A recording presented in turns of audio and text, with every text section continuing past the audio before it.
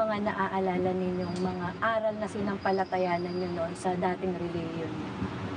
Huwag kakalimutan mangumpisal at mangumunyon. Ah, paano po yun? Mangungumpisal po sa pare, Hmm. lalo na nag-aaral ako sa Catholic school nung Mm. elementary. Mhm. Pagdadasal ng Angelus tuwing alas 6 ng gabi. Nagro-rosaryo po sa bawat bahay na puntahan. Yung Mhm. 15 mysteries kung tawagin. Mag-iikot po yung sa mga bahay-bahay. Mhm. Nakikilaho kayo diyan? Nakikilaho po ako doon. Pag panahon naman po ng undas, o yung Todos los Santos, ginagawa rin nun po namin yung ritual na pagpunta sa sementeryo. Meron din po yung pabasa, panahon din ng Kwaresma. Aida, Junior, magsisimba tayo ngayon ha. Opo. Pagkatapos, mamamasyal naman tayo. Yes! Gusto nyo yon? Gusto ko yun! Nay, aalis na po tayo. O sige, at mayroon akong hinahanap. Mayroon akong hinahanap, di ko makita sa bag eh. Asan na nga pala yun? Ay, ito pala yung nahanap ko, yung panyo ko. Tara na po, Nay. O ano, Edith, malapit na ang Kwaresma. Gaya ng dati, magpapabasa tayo. Sige po, Nay.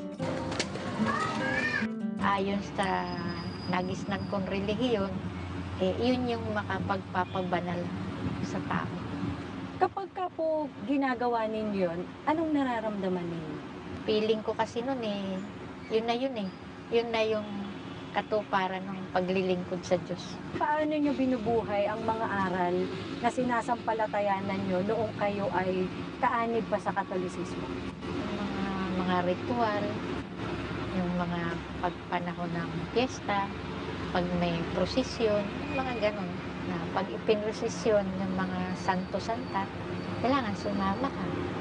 Naranasan ko rin po yung tinatawag na magnobena sa simbahan ng Quiapo, sa Nazareno, sa Saint Jude po, magdasal sa Birhen Maria. Kasi yun daw po yung tagapamagitan sa ating Panginoong Diyos. Na nung panahon na yon, ang Diyos ay ang ating Panginoong Jesucristo. Ang sabi niyo po kanina, kailangang sumama kapag ka may mga pagnonobena. Bakit kailangang sumama? Pag merong, Napipilitan? hindi po, pagka kasi meron kang gustong hingin sa Diyos, kailangan mong mag-nobena. Sa tingin niyo po ba, sa kabila ng malalim na pundasyon sa inyo ng Katolisismo, naisip niyo po ba o sumagi man lang sa isipan ninyo na kayo ay darating sa puntong magpapalit kayo ng relihiyon? Hindi po. Bakit? Yun lang po kasi ang kilala kong relihiyon. Marami kong naririnig na protest. Pero hindi ko sinikap o inalam ang aral sa iba. Paano niyo po nakilala ang iglesia sa kabila ng ang sabi niyo ay hindi niyo naman inalam? Hindi niyo sinikap na may malaman kayong ibang relihiyon? Alam po ng mga tao yung panahon ng EDSA Revolution.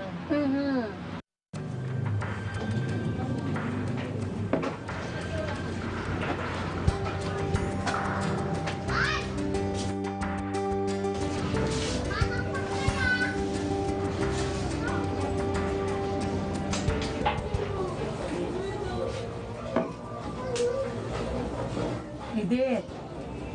Hoy, Edith, ba't wala kang kibo? Ano ba nangyayari sa'yo? Nay, totoo nga po kayang diktador ang presidente natin? Ay, anong malay ko dyan? Hindi ko alam. Ay, siyas, dyan ka muna at ako'y may gagawin pa. Sige po, Nay.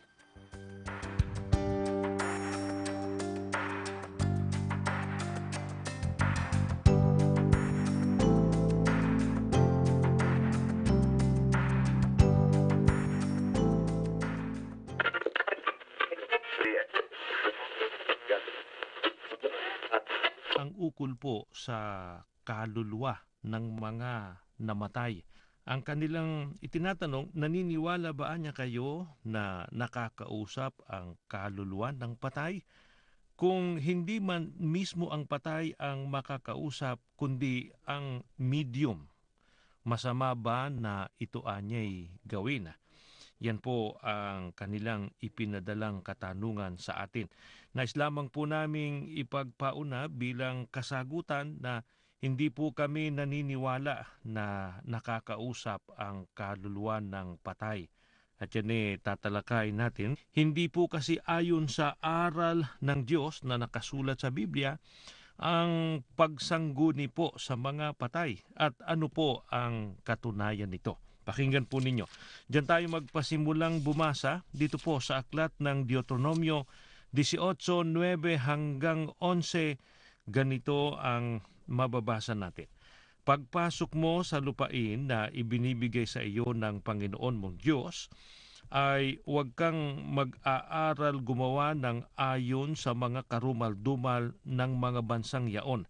Huwag makakasumpong sa iyo ng sinumang nagpaparaan sa apoy ng kanyang anak na lalaki o babae, o nanghuhula o nagmamasid ng mga pamahiin o inkantador o manggagaway o inkantador ng mga ahas o nakikipagsanggunian sa mga masamang espiritu o mahiko o sumasangguni sa mga patay.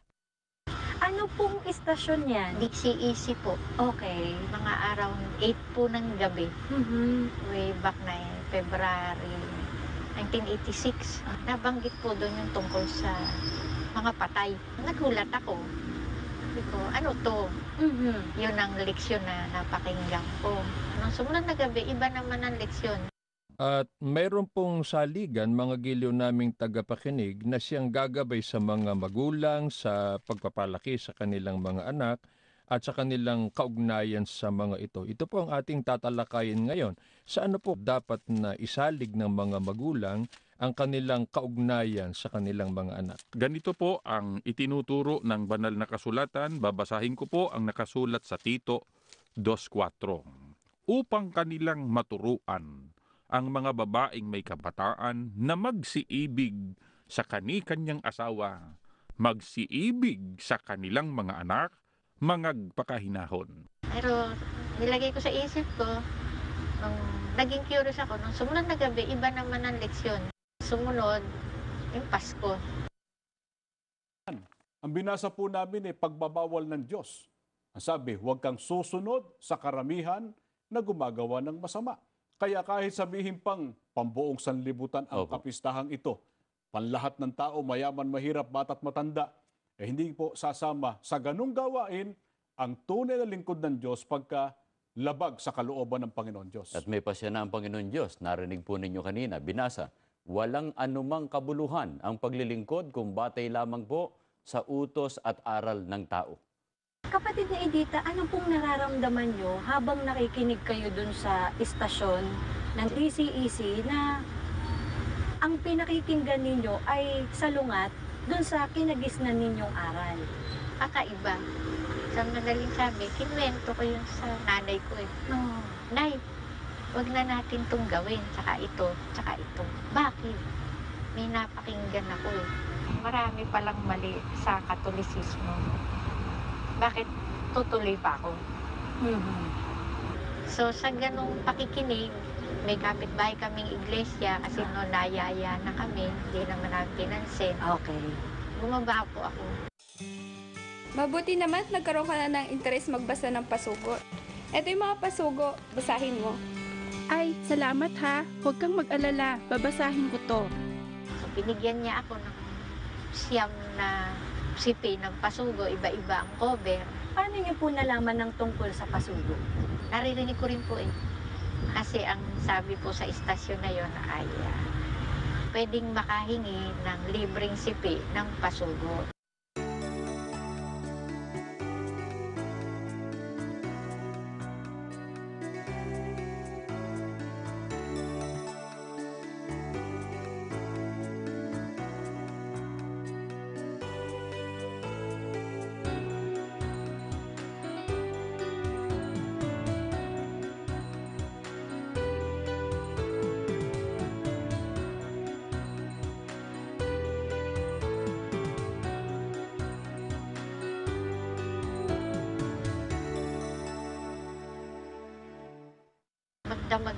halos na binasa yung sa sugo hanggang sa natulugan ko na. Mula po no, kailangan ko pang basahin yung iba pang sipi. Wag kong pigilin yung tuloy-tuloy na pakikinig ko ng radyo. Andun, there is something po. Merong isang bagay na ano to? Bakit ko to pinakikinggan? Hindi ko masasabing sinasampalatayanan ko na, pero nakikinig ako. Nauunawa. Tapos, nung kinabukasan, inanyayahan ako. Halika, gusto mo bang sumamba? Yung pagsamba na yun, sige po, sabi ko naman. O sige, sa Huwebes ng umaga, susunduin ka namin. Kung ano ba to? Bakit kailangan kong hangarin na makasamba? So yun, nung matuloy isang araw ng Huwebes, yung mahal na araw na yun, kasi yun na yung panahon na February, March, April, hindi na ako nakaisa doon sa mga aktibidad ng Katoliko na dati kong ginagawa. Yun ang naging pagbabago. Bakit parang naging madali para sa inyo tanggapin yung aral na naririnig nyo tungkol sa Iglesia ni Cristo? Kasi po sa radyo, hindi ka pressure eh. Nakakapakinig ka, malaya ka kung ano yung opinion mo. Since may Bible lang mister ko, tinitingnan ko. Papaano po ba makikilala ang mga dumaan, lumakad sa ating Panginoong Jesucristo? Lalo na po doon sa mga nakikinig ngayon na may Biblia sa kanilang mga tahanan, pwede po ninyong sundan itong ating babasahin sa aklat po ng Kolosas sa 2:6 hanggang sa talatang 7. Ganito ang ating matutunghayan. Kung paano nga na inyong tinanggap si Kristo Jesus na Panginoon, ay magsilakad kayong gayon sa Kanya na nangaugat at nangatatayo sa Kanya at matibay sa inyong pananampalataya gaya ng pagkaturo sa inyo na sumasagana sa pagpapasalamat.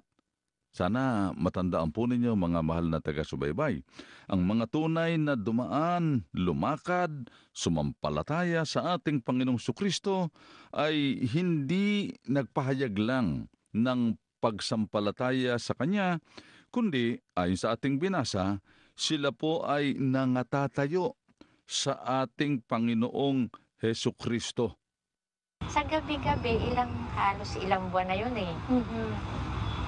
Kaya nga yung anak ko na pinanganak noong 1986 na yun, nagpasya na rin ako na hindi na rin pabinyagan yung pang-apat kong anak. Ganon ko na niyayakap yung aral. Okay. Walang saysay ang binyag. Okay. Sa Iglesia Katolika.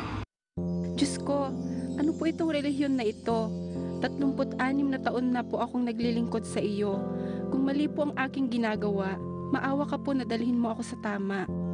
Kasi nga po yung panalangin ko nung bago ako makabasa ng pasugo na kung mali po yung relihiyong kinaaaniban ko ngayon, huwag niyo na po akong iligaw. Dalhin niyo na ako sa tama. Marami na akong panahong sinayang.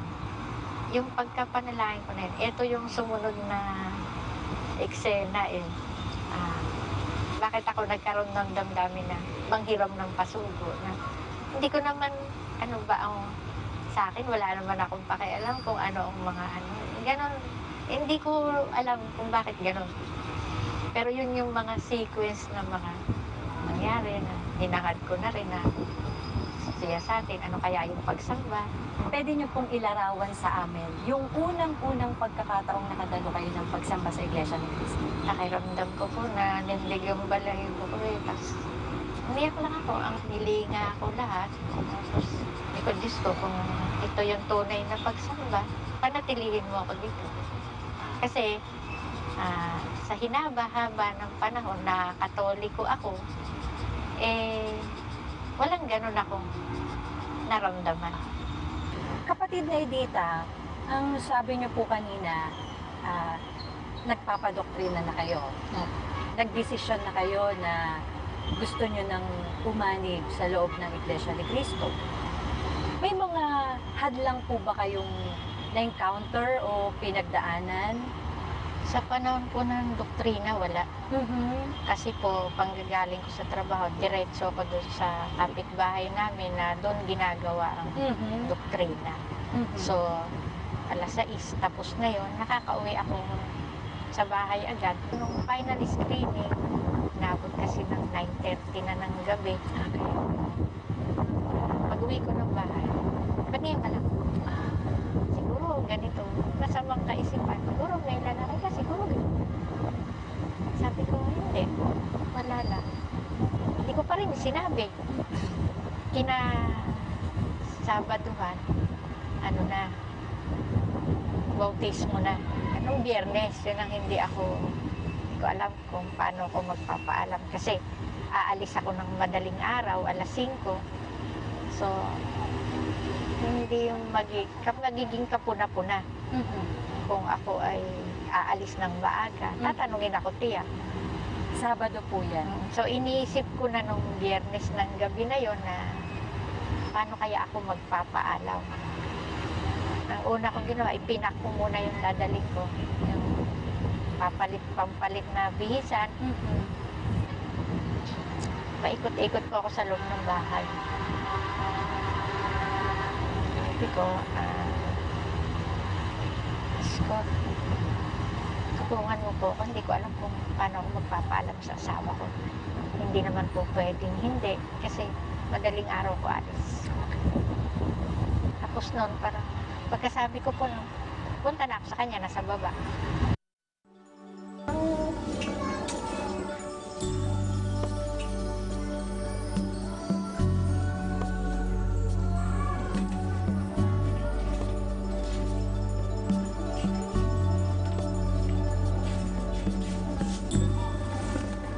Dad! Dad! Gisingin mo ako ng maaga bukas, ha? Magpapabautismo na ako. Sige, bahala ka.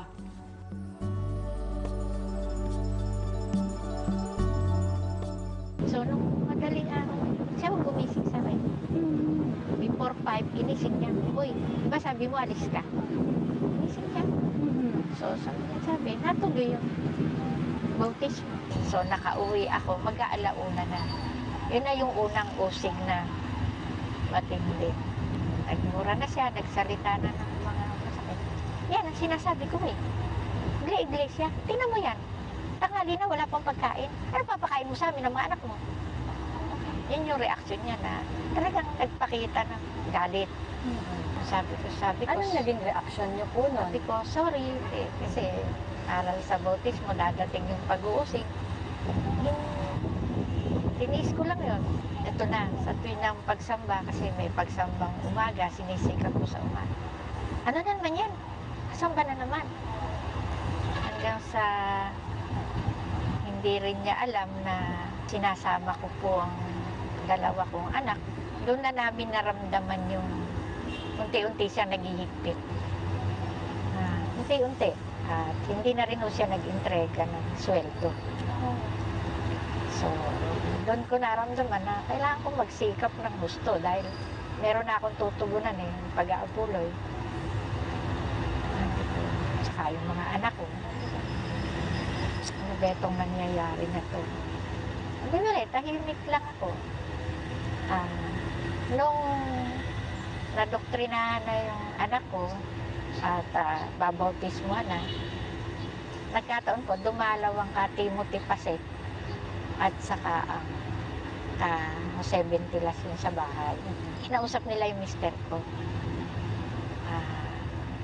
Kaamor, yung pong anak ninyo ay babautismuhan sa iglesia. Hindi ako papayag. Ako ang ama, ako ang magpapasya. Kung ano ang dapat mangyari sa mga anak ko, hindi ang asawa ko. Tsaka, pinilit nyo lang yan, binrainwash nyo lang yan.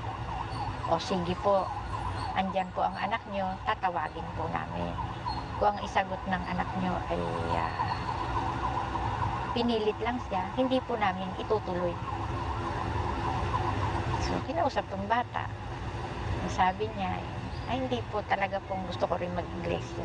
Doon lalong tumindi yung iba't ibang uri na kada na lang pagsamba, sasamba na naman. Magpapakita siya ng galit.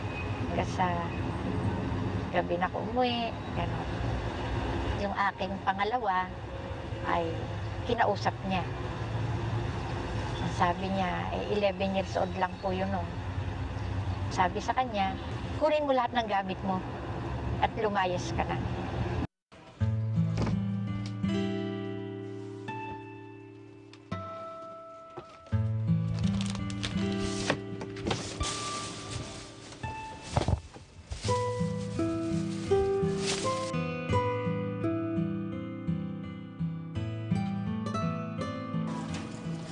Dad, alis na po ako. Saan ka pupunta? Di ba po, sabi niyo po kagabi, kung di niyo po ako mapapalal sa Iglesia ni Cristo, ay aalis na lang po ako. Hindi, umakit ka sa taas. Mag-isip ka muna.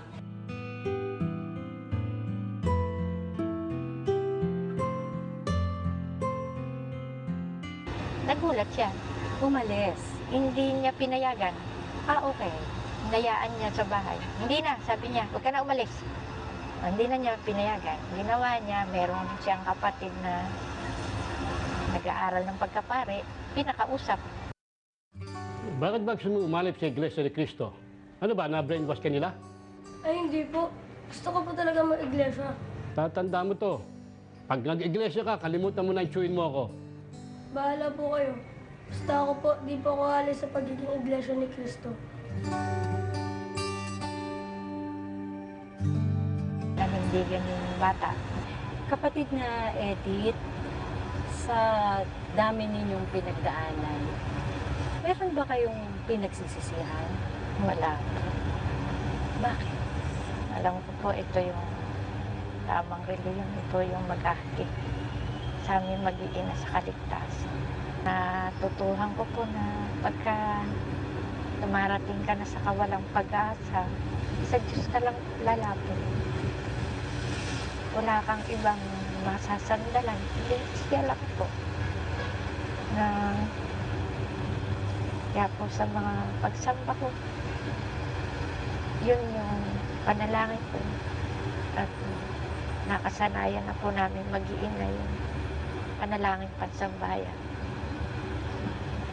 Doon, marami na pong beses at pinatunayan po naman sa akin ng Panginoon Diyos na dinirinig niya yung ganong uri ng panalangin. Ang ipagmamakaawa mo, yung katatagan, yung pong isang pananampalatayang hindi kayang buwagin ano man yung maranasan. Paano po ninyo maikukumpara ang buhay ninyo, pamumuhay ninyo, noong kayo ay nasa labas pa ng Iglesia ni Cristo, ngayong kayo po ay kaanib na sa Iglesia ni Cristo? Kung kabuhayan ko, hindi kami naging mahirap, hindi rin kami naging mayaman. Kung makaangat ng konti, salamat po sa Diyos. Hayag po sa mga nakakakilala sa amin sa loob at labas ng iglesia. Kung paano kami nabuhay. Kung paano namin sinikap na sa gitna ng hirap itaguyod yung 8 anak. Pero sinasampalatayanan din po namin kung ano yung meron kami ngayon. Kaloob niya yun. Yung biyaya, pinadaloy niya yun. Sobra-sobra. Pinadaloy niya yun. Sabi ko nga, kasi nasasabi rin ng mga nakakakilala na paano na lang nga kaya kung hindi kami naging iglesia, ano kaya ang naging buhay namin mag-iina. Paano nga po kaya kung hindi kayo kaanib niya sa Iglesia ni Cristo? Sa tingin ninyo, paano nyo kaya hinaharap ngayon? Baka may bisyo yung mga anak ko, baka may napariwara, baka may naipamigay. Kasi mahirap po yung ordinaryo ko empleyado sa gobyerno na hindi naman napakalaki ng kinikita. Pero ang nakapagtataka po sa bawat pagkakataon na may pangangailangan, lalo na para sa iglesia, dumarating. Hindi mo ine-expect, pero nandun po yung pagpapala ng Diyos. Nandun po yung biyaya niya. Paano nyo po ngayon minuhubog ang inyong mga anak sa tama at wastong paglilingkod po sa ating Panginoon? Lumaki po silang mga may tungkulin na inikusa nilang niyakap, hindi ko inutos na gano'n. Maririnig na lang sila. Amin, tatanggap ako ng tungkulin. Amin, nag-iensayo na ako sa mga awit. Sa kasalukuyan po, 5 yung mga awit sa katandaan. Yung iba po ay tumutupad sa PNK. May anak po akong guro at meron pa rin nag-aaral ng pagkakas. Kapatid na Edita, habang nagkukwentuhan po tayo kanina, nakita ko kung gaano kayo ka-debotong kaanib sa Iglesia Katolika Apostolika Romana. Pero nagawa niyong talikuran yun. Dito po kaya, ngayong kaanib na kayo sa Iglesia ni Cristo, may pagkakataon pa kaya na tatalikuran niyo rin ang pagiging Iglesia ni Cristo? Hindi na po. Bakit po? Dito na po kami dadatnan ng kawakasan o ng kamatayan namin mag-iina. Ang Panginoong Diyos po na sinasampalatanayan po namin na siyang naghatid sa amin dito sa loob ng iglesia. Hiniling ko na rin po na bigay niya sa amin na lahat ng pagkakataon para mapaglingkuran pa po siya. Ano po ang gusto ninyong sabihin o ipagpasalamat at gusto ninyong ipangako sa ating Panginoong Diyos? Pinagpapasalamat ko po sa ating Panginoong Diyos. At alam ko po, naririnig niya ako ngayon na huwag niya kaming bitawan na ang buo kong sambayan. Iligtas niya. Masapit namin ang pangako niyang bayang banal. Ano pa man yung aming pagdadaanan, tatanggapin po namin. Huwag lang po niya kaming iwalay sa kanya.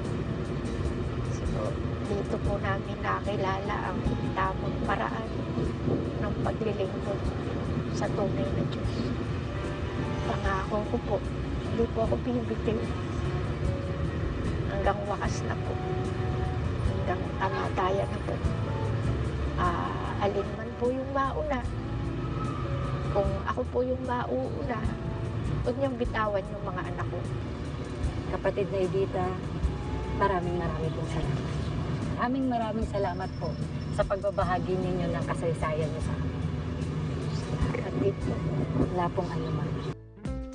Sa awa at tulong ng Panginoong Diyos ay nagawang itaguyod ni kapatid na Edita ang pangangailangang material ng kanyang mga anak. Ginamit niyang gabay ang mga katotohanan na kanyang tinanggap sa kanyang paghahanap buhay. Napakasipag naman ni Edith bilang empleyado, masinop sa trabaho, mapapagkatiwalaan at maaasahan bilang empleyado dito sa ospital.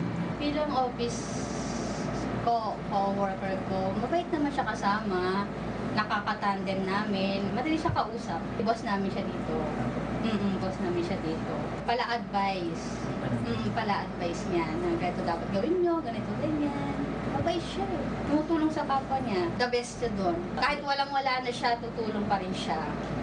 Ma'am Edith, maraming salamat.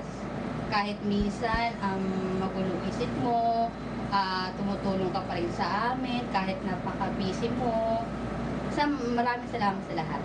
Sa panig naman ng pagdadala ng kanyang sambahayan, taglay din ng kanyang mga anak ang pananalig na nakita nila sa ina ng sambahayan. Ginawa ng Diyos na patotoo sa amin na hanggang ngayon may tungkulin kami. Nakakapag talaga kami sa mga tungkulin namin. Gusto namin pare-parehas tayo makatupad ng tungkulin. Makasama ka pa namin ng matagal. Nagpapasalamat ako sa iyo kasi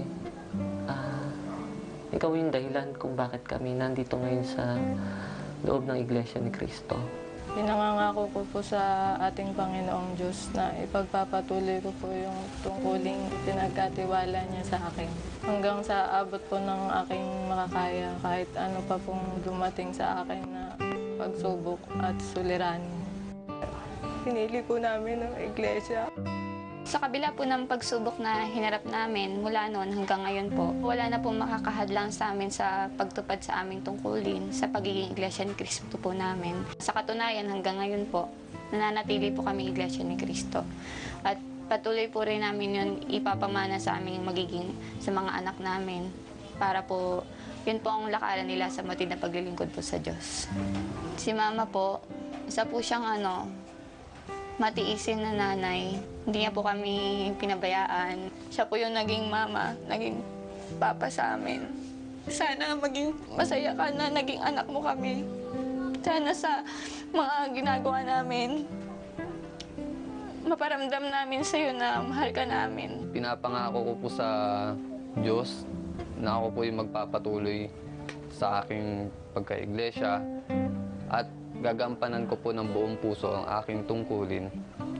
Ma, sana po huwag ka pong manghihina. Mananalangin po kami sa Diyos na bigyan ka po ng mahabang buhay. Mama ko, papasalamat din ako kasi hindi niya kami iniwan sa gitna ng pagsubok. Talagang ipinanindigan niya yung pagiging iglesia namin. Habang ako'y nabubuhay, pagpapatuloy ko pong pagtupad sa aking tungkulin, pagtatalagaan ko ito.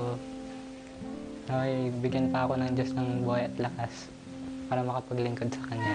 Sana po yung buhay po niya, lalo pa pong lumawig para mapangunahan pa po niya kami sa paglilingkod sa Ama.